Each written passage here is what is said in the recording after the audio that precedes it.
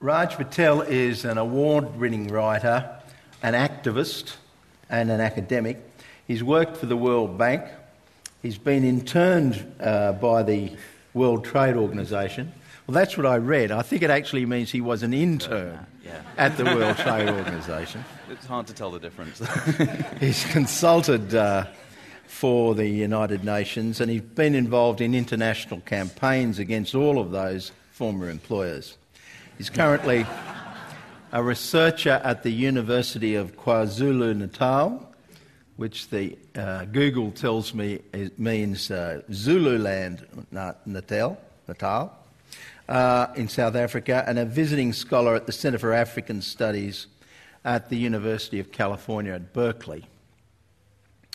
His education includes degrees from Oxford and the London School of Economics and Cornell University. His most recent books are The Value of Nothing and Stuffed and Starved: Markets, Power and the Hidden Battle for the World Food System. This session is named after his current book, The Value of Nothing, and it's been plugged as radical new thinking for our survival. I think you'll discover as the session wears on that the thinking is pretty radical. But I think the best description of what we'll be talking about today comes from the subtitle of Raj's book, How to Reshape Market Society and Redefine Democracy. Well, I think we should start with you telling us a bit about yourself. You say in your book that as a boy you had to help out in the family's convenience store. You say you're a lapsed Hindu with beef issues.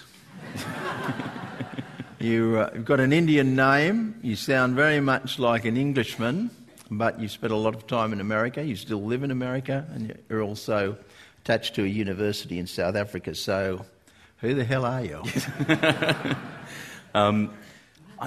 That's a hard question. If you look up Raj... I once went to a party when there were 15 Raj Patels. And even after I sobered up, there were a lot of us. Patel is the most popular name in the London phone book, but that's because before it was called globalization, it was called imperialism. And my mother was born in Kenya, my father was born in Fiji. I grew up in London, and I don't know. I don't know what to tell you. My father thought I was a bum until I was 30 years old. I don't know if that until I got my PhD, and now I'm a doctor bum. I've just been a sort of disappointment to my family because I didn't become an accountant. I didn't become a lawyer. I've become an activist, and I think that's what I am. The story people ask about, the story that defines who you are.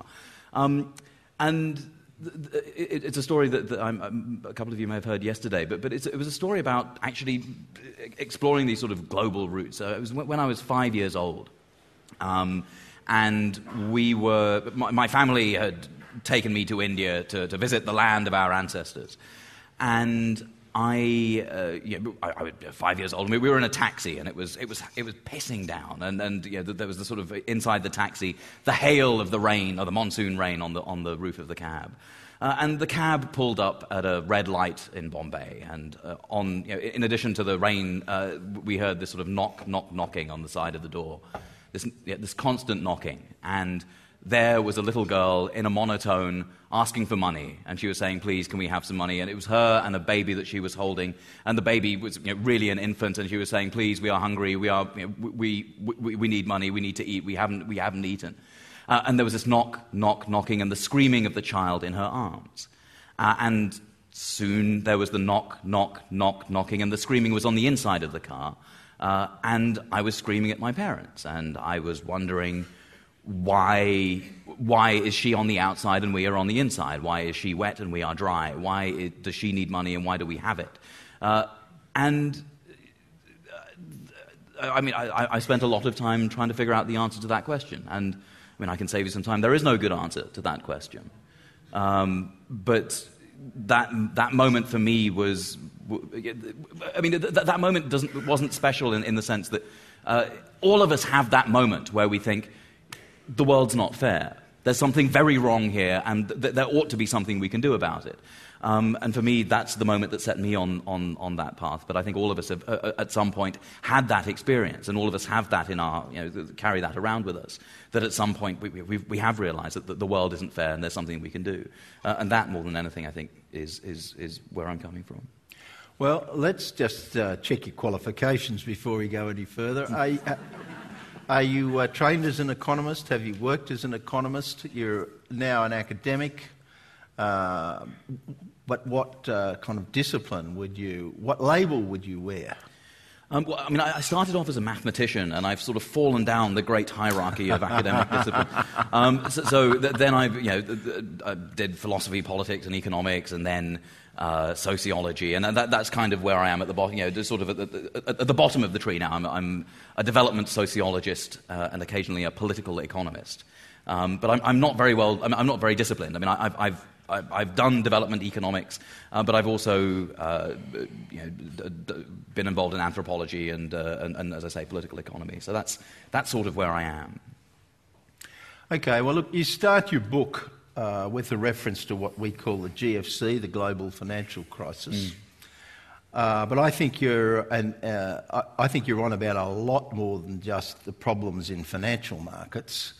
But before we move on to that, what is your take on the problems that the world has had and is having with subprime debt and failing banks and so on? When you look at all of that, what does it make you think?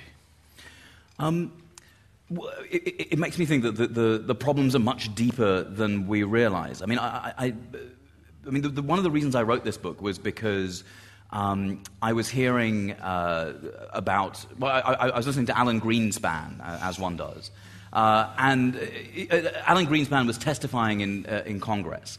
And he was talking. He was explaining the financial crisis and saying, basically the problem was that we were using not enough data. The data that we were putting into our models was basically a 20-year stretch of data. And if we had looked back 40 years, then our models would have seen that we were in an unstable time, and we would have been the wiser.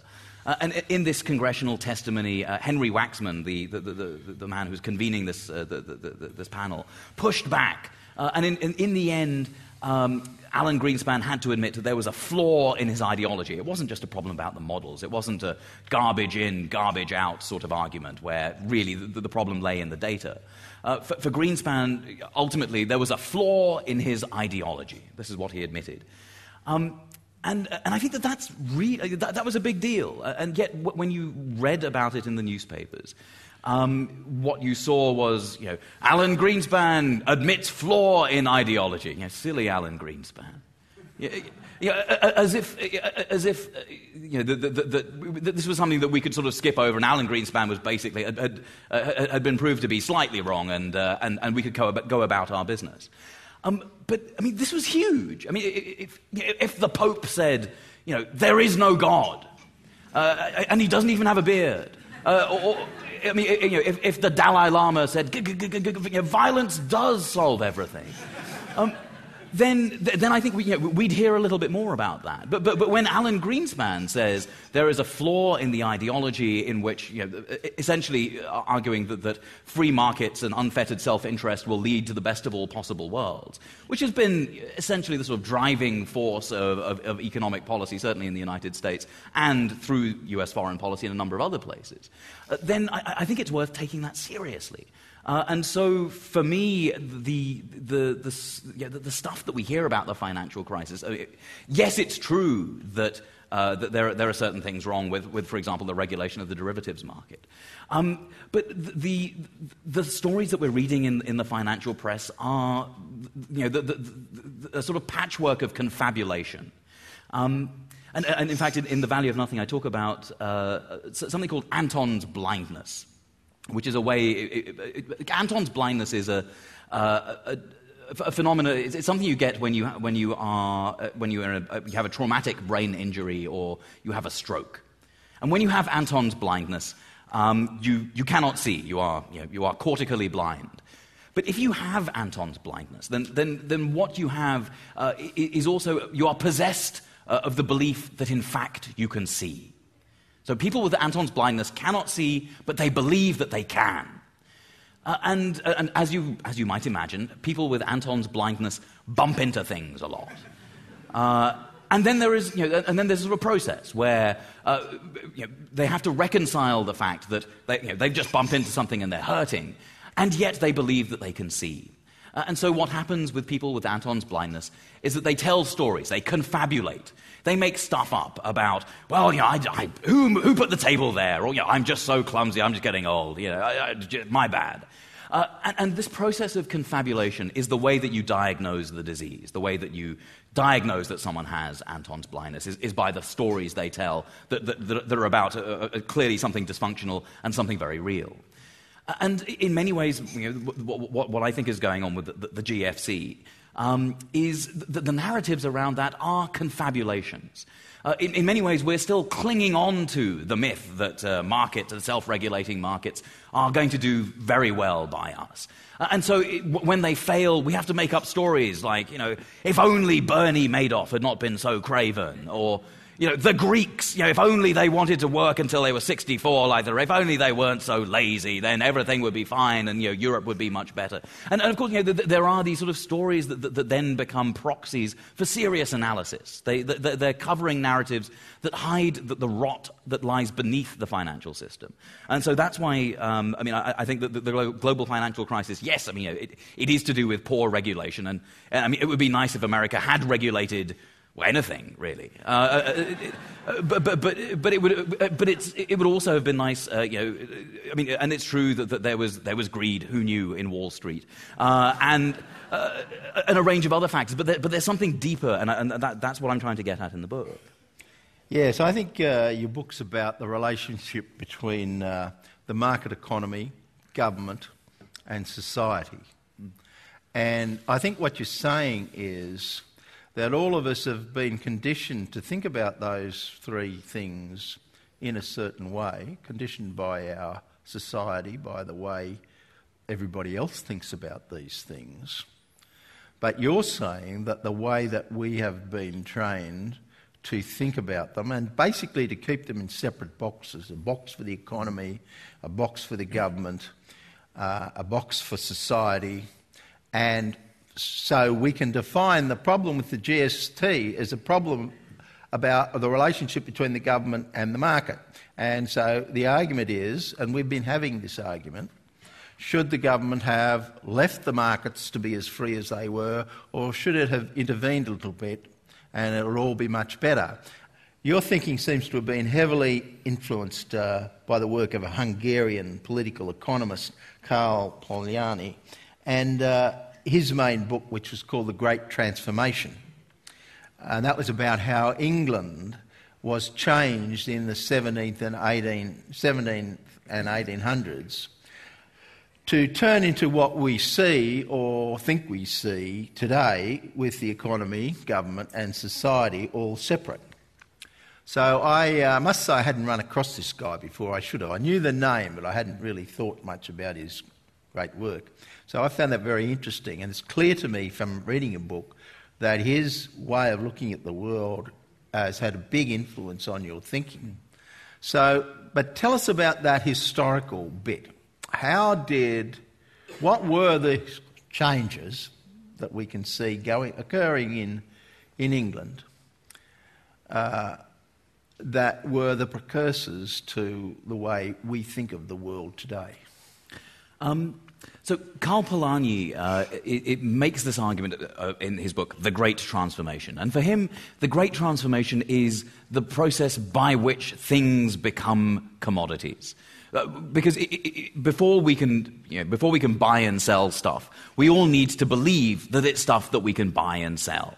There's a lot of political work and sometimes a lot of violence that goes into making us believe that we can buy and sell stuff.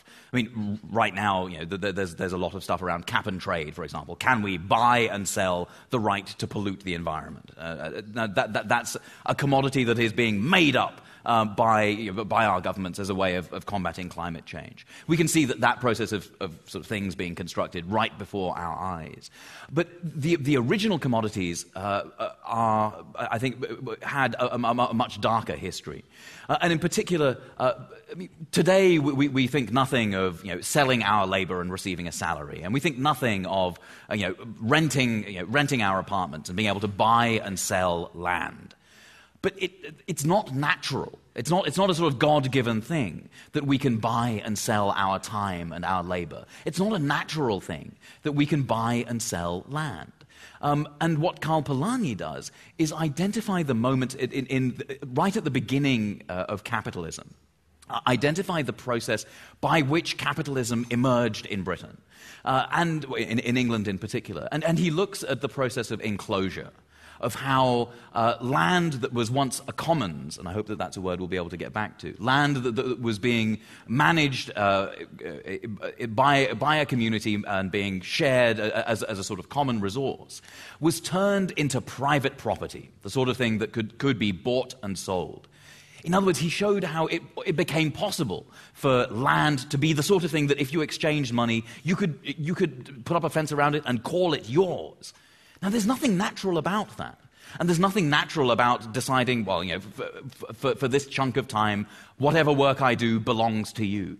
Again, that's a very weird moment in the history of human civilization. And it's the sort of thing that's generated and therefore sort of perpetuated capitalism. So for Karl Polanyi, the process of violent enclosure in which the people who were on the land were kicked off, and therefore the land was was able to become private property, and the process by which the people who were on that land were then sent to the cities to buy and sell their labor as part of the urban proletariat. That's the moment of the great transformation in England. That's how modern capitalism started, by firstly turning land into private property and then turning the time of the people who were then moved to the cities into the sort of thing that can be bought and sold. And so he talks then about the fictitious commodities of land and of labor, because these were things that needed to be invented. There's nothing natural about the market, and I think that this is why I use the term market society in the title of my book, because there is a myth that comes with the sort of talk about the market, that the market can regulate itself, that the market somehow floats mythically above society. Whereas, in fact, what Polanyi is showing is that the market needed to be created by society itself. Market and society are the same thing. And so when markets fail, always society is there to sort of pick up the pieces. And that's helpful right now, because right now we're seeing how it is that we are having to sort of mop up the mess of the excesses of capitalism. But that shouldn't come as a surprise, because the market was never floating freely above society. It was always part of society, and a way in which we decided to regulate that part of society. And now, of course, by letting capitalists sort of run away with things, we're having to pick up the pieces. You're very critical of what I'd call the market economy. You'd call it the market society. But you say you're not arguing for a world without markets. So you criticise markets, but you can't imagine that a world could operate without people buying and selling to each other. I think what you say is that you want markets driven by need, not profit. Well, that's a nice idea, but how would you go about that? I mean, how would that work? Well, I have it written right here. But I mean, let's get to this markets things first, because markets are terrific, right? I mean, there's something very good about a sort of forum where you can decentralize decision-making, in which no one is telling you what to do, in which you can, which exchange happens as a sort of peer, sort of peer-to-peer. Well, I mean, the first part of that is the exchange. Right. I mean, we're not trying to live in a way where each of us as individuals are self-sufficient. We are specialising in the production of something or other, producing more of that than we need for ourselves, selling that to other people for money, and we use that money to buy the things that they've specialised in. So we do all of that through markets and using money. And you're saying, you're saying that's a great way to organise it. Yeah, I do think these kinds of decentralised markets are terrific. The trouble is that modern capitalism is the anti-market. Modern capitalism involves such control and such power concentrated in the hands of a few people that anything that's good about markets in terms of freedom, in terms of building trust and exchange and reciprocity, all of that gets crushed by modern capitalism. I think that there's something that needs to be addressed here in terms of thinking about freedom. Often we think of markets as, or one of the reasons why we think that profit-driven markets are a good thing is because the free market is about liberty. The free market really involves freedom.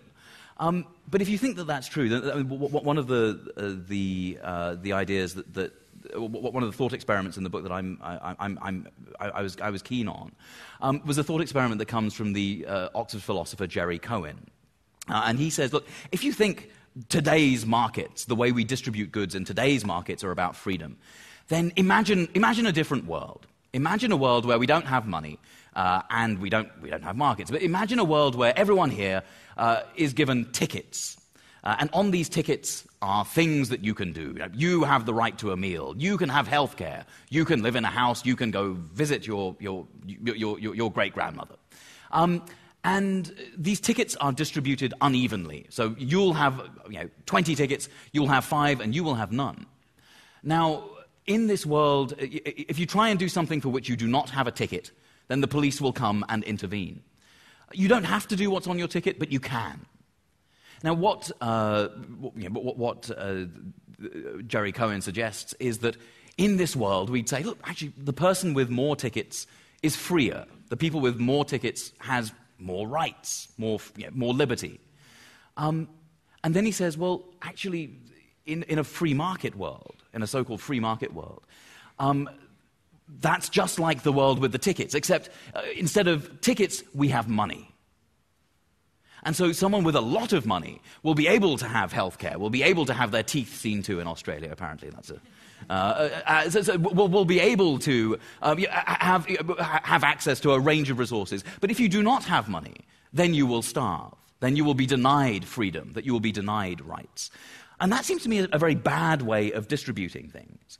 And so I'm keen for us to understand that the way money functions in a market society, in our profit-driven market society, is money is the right to have rights. Money is the right to have freedom.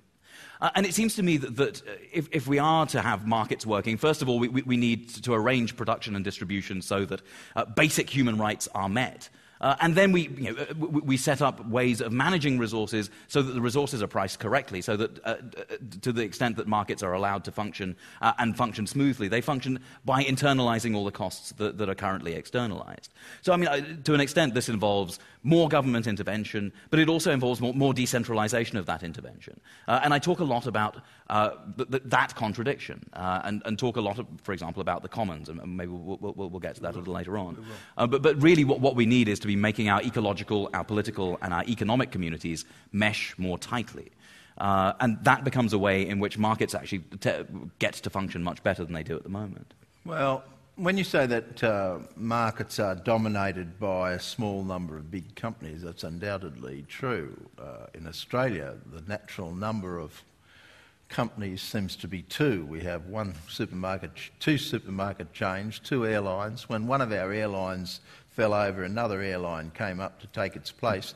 2 seems to be the natural, duopoly seems to be the natural way to run our markets.